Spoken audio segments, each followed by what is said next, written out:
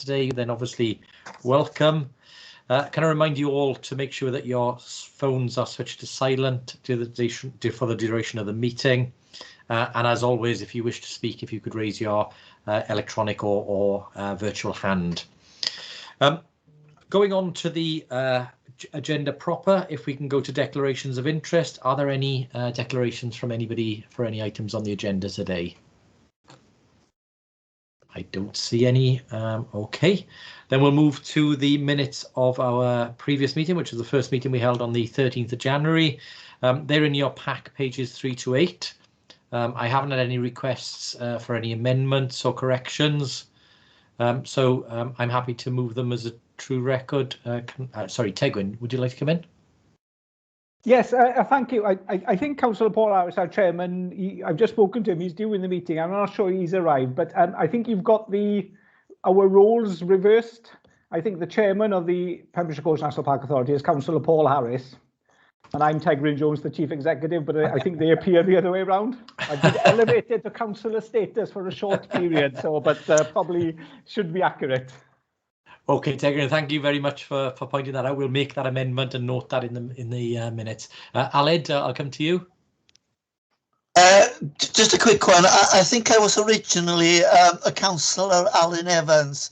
I'm not Councillor Alan Evans, but I have been called worse things, but it's okay. Okay, thank you both very much. We'll make those corrections and note them in the minutes. So thank you very much for those. With those notified amendments, are we happy to accept those? I'll move them as a true record as corrected. Seconder, please. Thank you. All agreed? Thank you very much.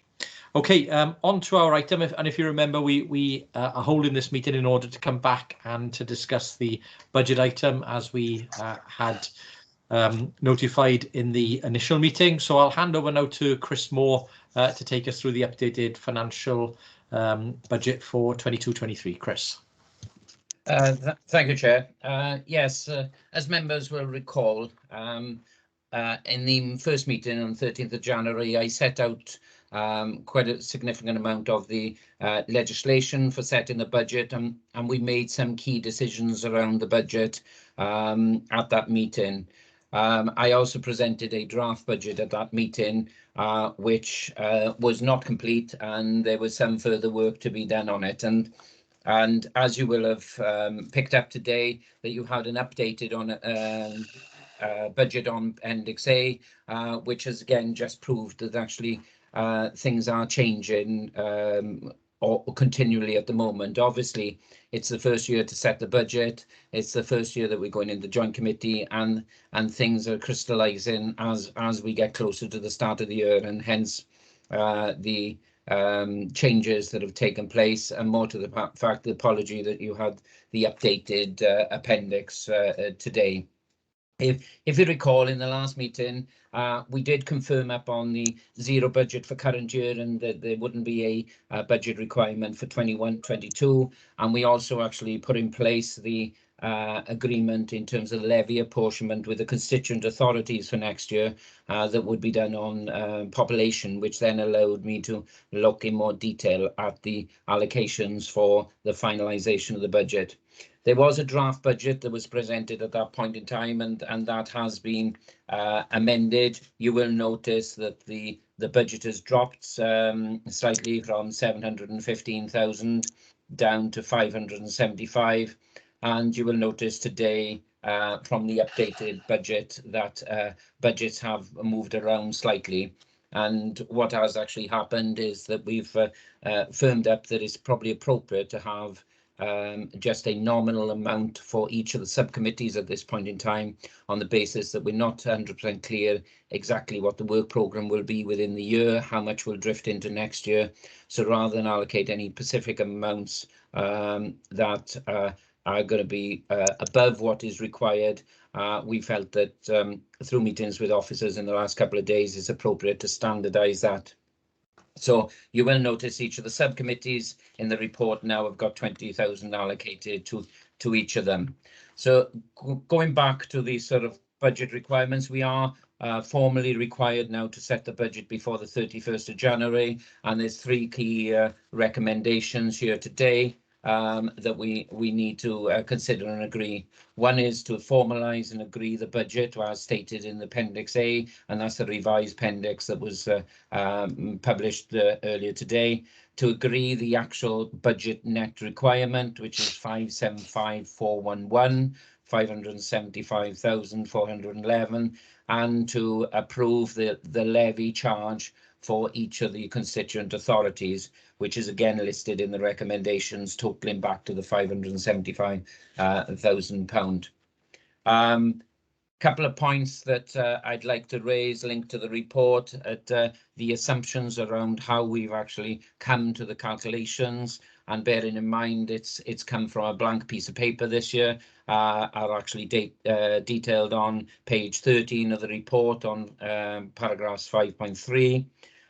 There's recognition that the transitional grant is still supporting us currently year, and that is administered by City and County of Swansea.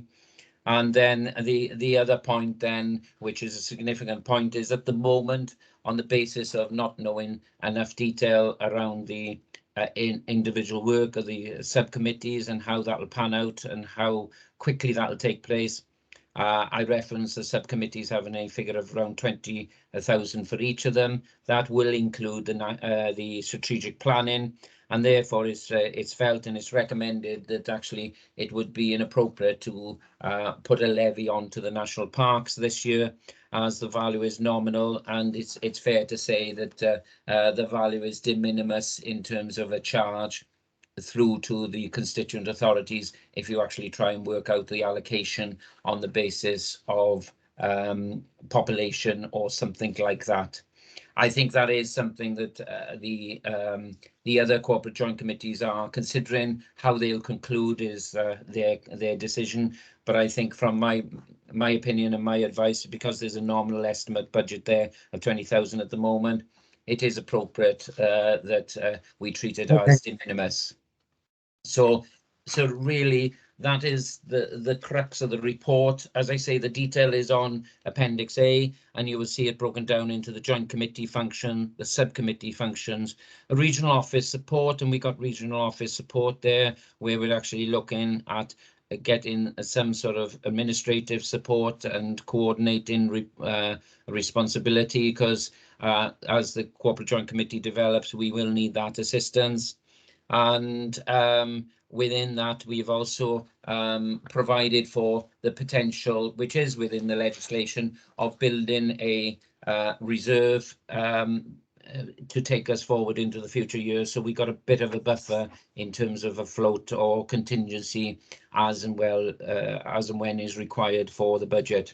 So, Chair, that really concludes my report and covers off, I hope, the main salient points. And I just look for your support in terms of the recommendations that are on the first page of the report. Thank you. Thank you, Chris. That seems a very clear and sensible way forward. Before I call others in, David, did you want to come in, David Simpson? Yeah, thank you very much. I just wondered, we had a grant in the first year of £250,000. Did that cover all our expenditure? And is there anything left of it? I don't know the full picture, because it is administered by City and County of Swansea as opposed to myself, because that was before the allocation of the Section 1 responsibility to us, and something that we have been talking with audit, and we have had a view from the Auditor General now that actually that can stay in terms of administration in Swansea, which actually saves a administrative nightmare of it moving over to me at the end of the year. But as I understand it, we haven't utilised it all. It is available there and being partially used. I think some of the costs, like staff time, like myself and other chief execs, are just being absorbed by the individual authorities, because there were some specific pieces of work that were going to be delivered there. But that grant will be used for that, and it will be utilised. But I don't think it's all being utilised as yet. Fine. I'm just appreciative of the answer there, because I know the amount of time that you've put into it and Neath Talbot has put into it. I'm sure other officers have. I'm just making sure that we do spend the money rather than give it back to Welsh Government you know. I think you're right, and I think the fact it's with Swansea, I think they'll make sure it's spent, and it'll be spent, and I'll be picking that up with Ben later in the year before the end of the financial year, and but I'm sure there's an allocation with them that I just haven't got the detail here. Okay, I got no problems in recommending that it's proposed then. Thanks. Okay, great, thank you, David. So I'm happy to move, David, or David's just moved then, and I'll second.